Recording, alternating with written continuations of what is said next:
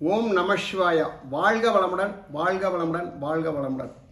இன்னைக்கு பொறுத்தளவு பார்த்தீங்கன்னா நம்ம தோல் சம்பந்தப்பட்ட வியாதிகளை நம்ம பார்க்க போகிறோம். முற்றிலும் தோல் சம்பந்தப்பட்ட வியாதிகள்.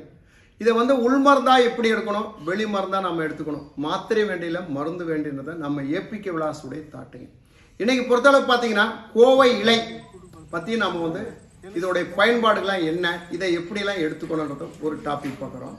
அதே மாதிரி குப்பமேனி இலை, குப்பமேனி இலைனா என்ன, இந்த குப்பமேனி இலையுடைய மருத்துவ குணம் என்ன, இதை நம்ம எப்படி பயன்படுத்த போகிறோம். இன்னைக்கு இந்த ரெண்டையும் சேர்த்து மெர்ஜ் பண்ணி நம்ம என்ன வியாதியிலிருந்து நம்ம ரிலீவ் ஆக போகிறோம் அப்படின்றத பற்றி வாங்க இன்னைக்கு வீடியோவில் பார்க்க போகிறோம். இந்த தோல் சம்பந்தப்பட்ட வியாதிகளை குணப்படுத்த முடியும் அப்படின்றத பற்றி நம்ம வீடியோவில் 1 இயருக்கு முன்னே குப்பமேனியை பவுடர் நம்ம எப்படி பண்ண போகிறோம், குப்பமேனியை நம்ம எப்படி தோலுக்கு பயன்படுத்த போகிறோம், தோல் வியாதிகளை நம்ம எப்படி நீக்க போகிறோம் அப்படின்றது ஒரு மருத்துவத்தில் கொடுத்துருக்குறோம். இன்னைக்கு பொறுத்தளவுக்கு குப்பமேனி உள் மருந்து நம்ம எப்படி கொடுக்க போகிறோம் அப்படின்றத பற்றி நம்ம பார்க்க போகிறோம். குப்பமேனி ஏற்கனவே குளியல் பவுடர் கொடுத்துருக்குறோம். குப்பமேனி ஆயில் எப்படி ப்ரிப்பேர் பண்ணுறதுன்னு கொடுத்துருக்குறோம். குப்பமேனி பேஸ்ட் பண்ணி நம்ம எப்படி தோலுக்கு நம்ம சரி பண்ண முடியும். அடங்காத அரிப்புகளை நம்ம எப்படி சரி செய்ய போகிறோம்.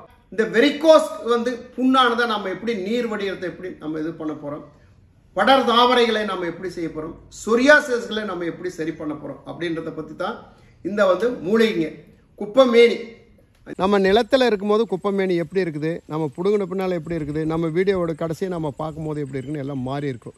குப்பமேனி இலைகள்லாம் எப்படி இருக்குது, இதோடைய காய்கள் எப்படி இருக்கிற மாதிரி இருக்குது, நல்லா தெளிவாக தெரிஞ்சுக்க.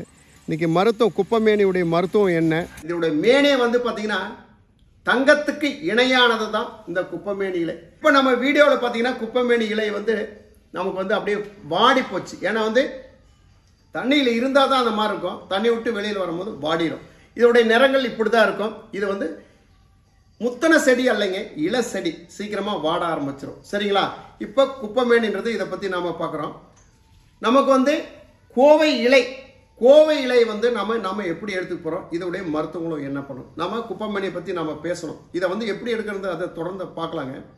கோவை இலை பொறுத்தளவுக்கு தோல் வியாதிகளை குணப்படுத்தக்கூடிய ஆற்றல் கோவை இலைக்கு. இந்த கோவை இலை முக்கியமான விஷயம் பார்த்தீங்கன்னா வெண்புள்ளி. வெண்புள்ளி எங்கே வேணா வரலாம். மெயினான விஷயம் வெண்புள்ளி பார்த்தீங்கன்னா உதடுகளில் இருந்தால் ஃபஸ்ட்டு ஸ்டார்ட் ஆகும், கை விரல்களில் ஸ்டார்ட் ஆகும், கால் விரல்களில் ஸ்டார்ட் ஆகும். அப்போ வருமுன் பாதுகாப்புன்றது இந்த கோவை கீரைகளை நம்ம உணவில் பயன்பாட்டுக்காக எடுத்துக்கணும்னு நான் சொல்கிறேன். வருமுன் பாதுகாப்பு. சரி, வந்துருச்சு. இதுக்கு என்ன செய்ய போகிறோம்னா இந்த கோவை இலைகளை நம்ம உணவாக பயன்படுத்தணும். ஒன்றா கீரையாக பயன்படுத்தலாம், ரெண்டாவது இதை சூப்பாகவும் பயன்படுத்தலாம், மூணாவது இந்த இலைச்சாறுகளை புழிஞ்சு தேனாட கலந்து எடுக்கலாம். இந்த மாதிரி விஷயம் இருக்குங்க.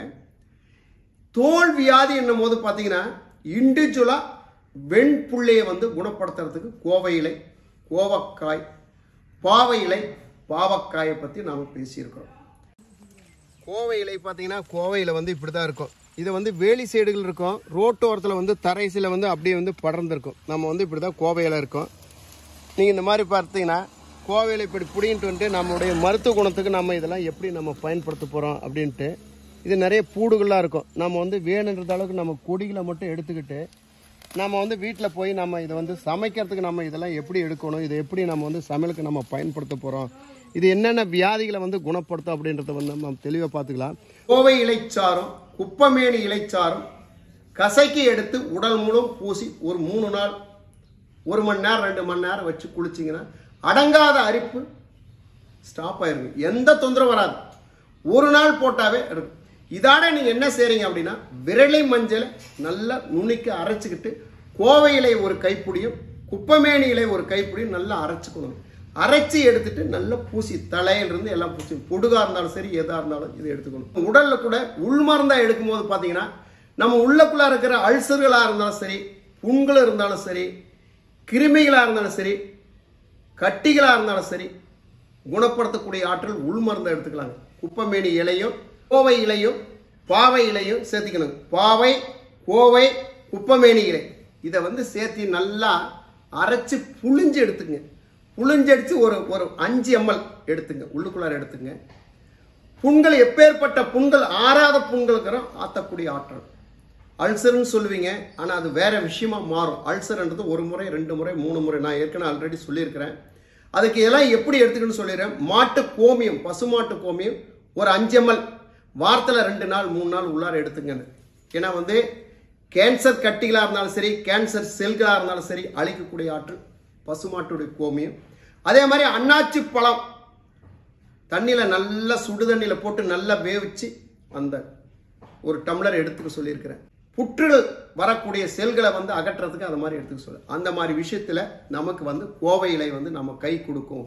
கோவை இலை எடுத்துக்கங்க அப்படின்னு சொல்கிறேன்.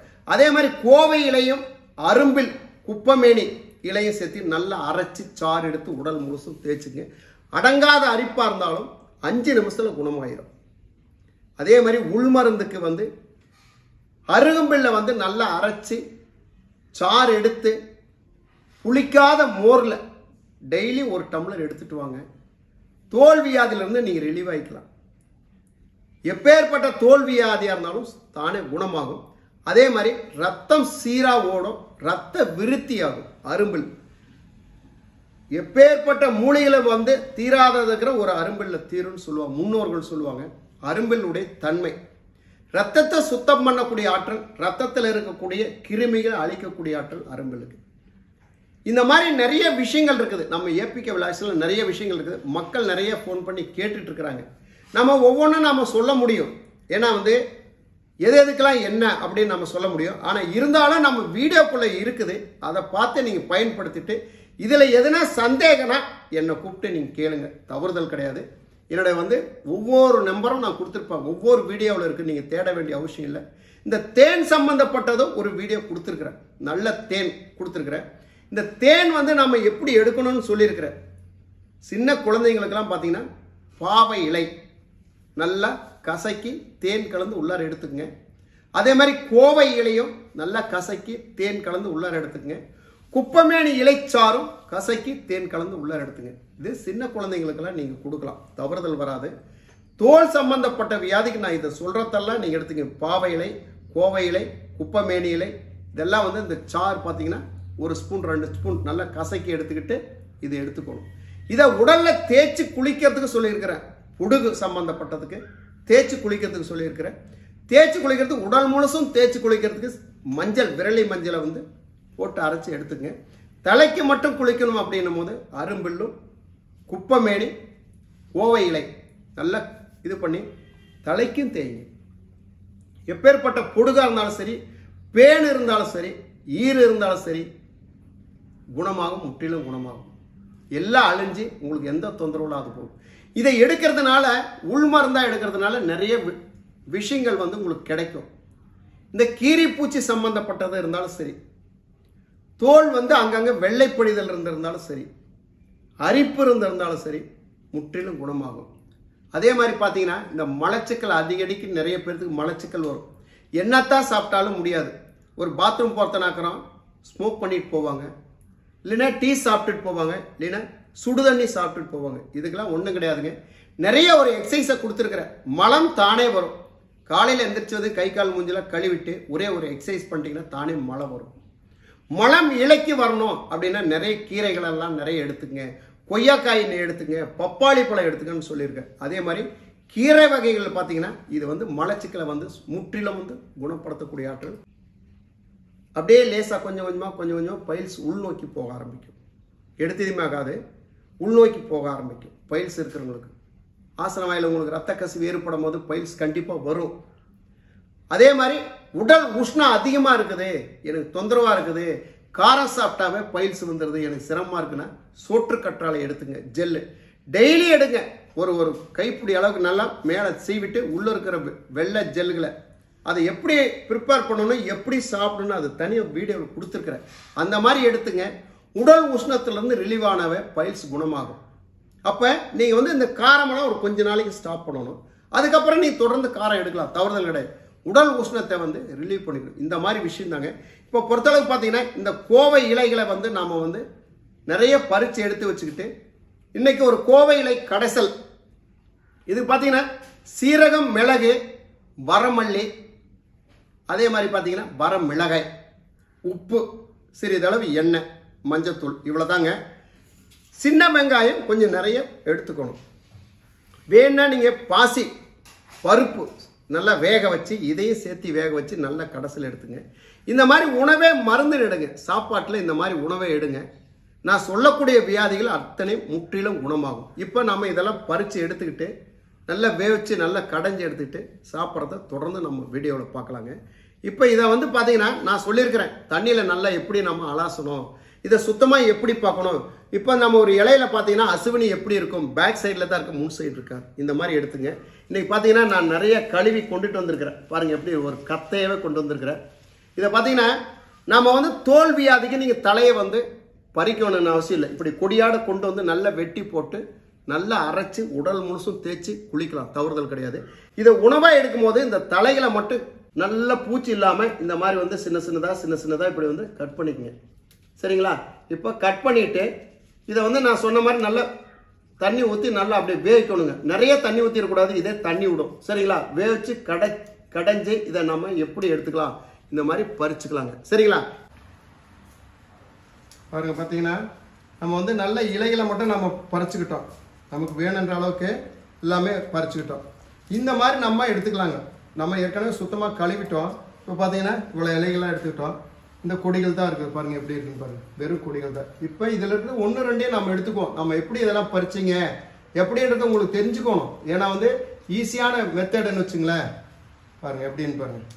இவ்வளோதான் நமக்கு தேவையானதை ஓட்டை இல்லாமல் பூச்சி தலை இல்லாமல் நல்ல தலைகளை வந்து இந்த மாதிரி கம்ப்ளீட்டாக எடுத்துக்கிட்டோம். குடிகளை வந்து நம்ம அரைச்சி நம்ம பயன்பாட்டுக்கு நம்ம உடலுக்கு வந்து நம்ம பயன்பாட்டுக்கு எடுத்துக்கலாம். இந்த மாதிரி இன்னும் கொஞ்சம் நிறைய கீரைகளை பறிச்சுக்குவோம். இன்றைக்கி வந்து நம்ம ஃபேமிலி ஃபுல்லாங்க. இப்போ இதில் பார்த்தீங்கன்னா நம்ம குப்பைமேனி இலைகளை இதில் கொஞ்சம் போட்டுக்கலாங்க.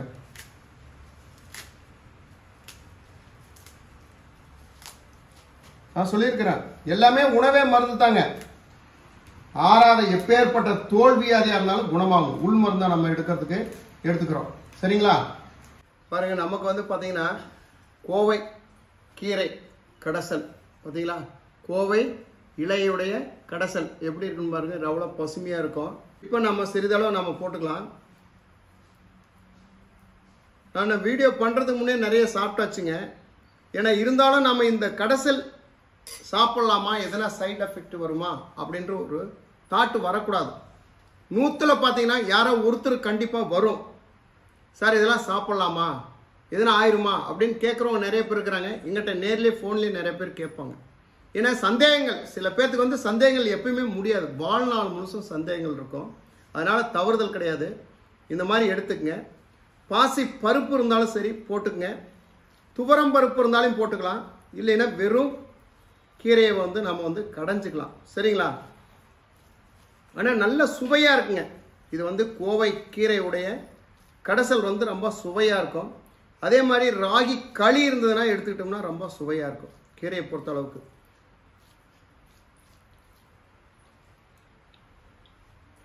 பூண்டு கொஞ்சம் சிறிது கொஞ்சம் நிறைய கொஞ்சம் சேர்த்துக்கிங்க. பூண்டை பொறுத்த அளவுக்கு சின்ன வெங்காயம் கொஞ்சம் நிறைய சேர்த்துக்கணும். வீடியோ லென்த்தாக போகுன்றதுனால தான் சமைக்கிறதெல்லாம் உங்களுக்கு காட்டலைங்க. தலையை பறிக்கிறதோட சரி கொண்டுட்டு போய் எல்லாம் போட்டு ப்ரிப்பேர் பண்ணி கடைஞ்சி கடைசலை மட்டும் கொண்டு வந்து கட்டிட்டு இருக்கிறேன்.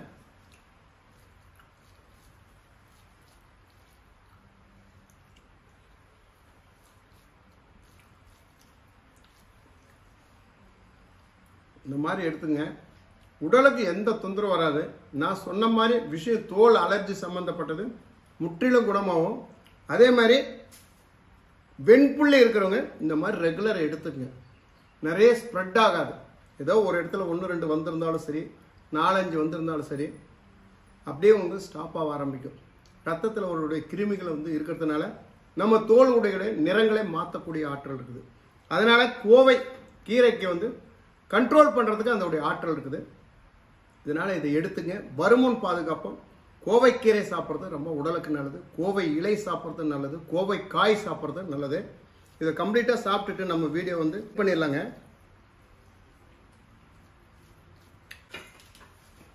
ரொம்ப அற்புதமாக இருக்குங்க. இது பார்த்தீங்கன்னா கசப்புத்தன்மை இருக்காதுங்க. நம்ம எல்லா கீரைகளும் எப்படி நம்ம வணக்கி நம்ம சாப்பிட்றோமோ, கடைசல் எப்படி சாப்பிட்றோமோ அந்த மாதிரி தான் இருக்கும்.